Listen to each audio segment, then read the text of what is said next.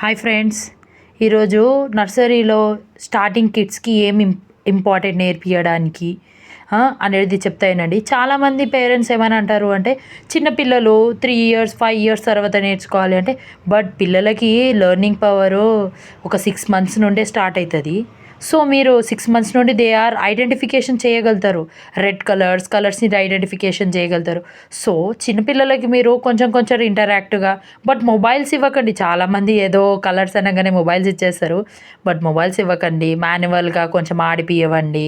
లేదంటే ఎలా అంటే పిండితో ఆడడం కానీ, వన్ టైప్ ఆఫ్ అది ఒక యాక్టివిటీ, లేదంటే కొన్ని కిడ్స్ నార్మల్గా కొన్ని గేమ్స్ ఆడడము, లేదంటే రఫ్లీ చాలా పిచ్చి పిచ్చి గీతలు రాయడము, లేదంటే స్టార్టింగ్లో మోస్ట్ ఇంపార్టెంట్ పిల్లలకి ఏమని అంటే ఈ స్ట్రోక్స్. చాలా తక్కువ స్కూల్స్ వాళ్ళు మాత్రమే మీకు స్ట్రోక్స్ నేర్పిస్తారు. ఎక్కడ వెళ్ళినా ఇలాంటి స్ట్రోక్స్ మీకు ఎవ్వరు చాలా స్కూల్స్ వాళ్ళు నేర్పియరు. డైరెక్ట్ ఏబీసీలు రాపిచ్చేస్తారు. ఇప్పుడున్న జనరేషన్ కిడ్స్ ఎలా అంటే నార్మల్గా ఆల్ఫాబెట్స్ కానీ మీరు ఏదైనా రాపిస్తే మీరు చూడండి మీ పిల్లలు ఇది ఎందుకు ఎక్కడి నుండి వచ్చింది ఆ సొల్యూషన్ మీరు చెప్పే వరకు కానీ వాళ్ళు అది చెప్పే వరకు వాళ్ళకి క్లారిటీ ఉండదు. ఎక్కడి నుండి వచ్చింది, ఎందుకు వచ్చింది, అసలు మనం ఎందుకు రాస్తున్నాం. ఆల్మోస్ట్ నా ఎక్స్పీరియన్స్ అయితే చాలా చెప్తున్నా కదా, చాలామంది కిడ్స్కి నేను ఆల్ఫాబెట్ గిన ఏదైనా చెప్తే అవి ఎందుకు వచ్చినాయి, ఎక్కడి నుండి వచ్చినాయి టీచర్, అసలు ఎలా రాయాలి, అవి అసలు ఎందుకు రాయాలి, ఇవే ఎందుకు రాయాలని అడుగుతారు. సో దట్ అందు గురించి మనం ఏం చెయ్యాలి అంటే వాళ్ళకి ఫస్ట్ ఇవి స్ట్రోక్స్, దీన్ని స్ట్రోక్స్ అని అంటారు. చాలా తక్కువ మంది స్కూల్స్ మాత్రమే నేర్పిస్తారు, ఎందుకంటే చాలామంది ఇంట్రెస్ట్ చూపించారు.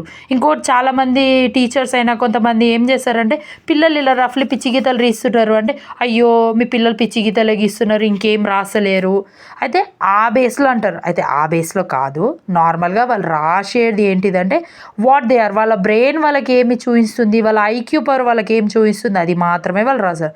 సో దట్ చాలామంది ఇప్పుడు నార్మల్గా 3 ఇయర్స్ అమ్మాయిలు కానీ చిన్న కిడ్స్ 3 ఇయర్స్ లేదా 2.5 ఉన్నారు అంటే వాళ్ళకి నార్మల్గా యాక్టివిటీ స్టాండింగ్ లైన్ అంటే ఏంటిది, మీరు నించునే దాన్ని స్టాండింగ్ లైన్ అంటారు, పండుకునే దాన్ని స్లీపింగ్ లైన్ అంటారు.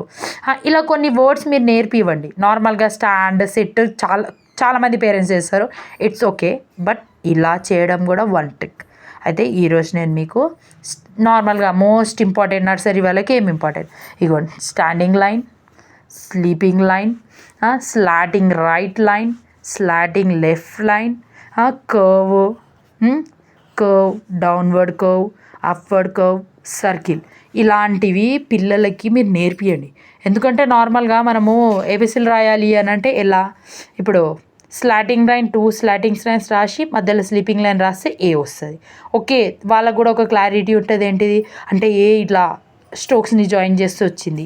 Next standing line, curve, again curve, that is B, another next curve, next one standing line, backward curve, ఇలాంటివి కొన్ని ఉంటాయి. మీరు స్ట్రోక్స్ మెయిన్ స్పెసిఫిక్గా ఫస్ట్ కిడ్స్కి ఏమైనా రావాలి అంటే దట్ మోస్ట్ ఇస్ స్ట్రోక్స్.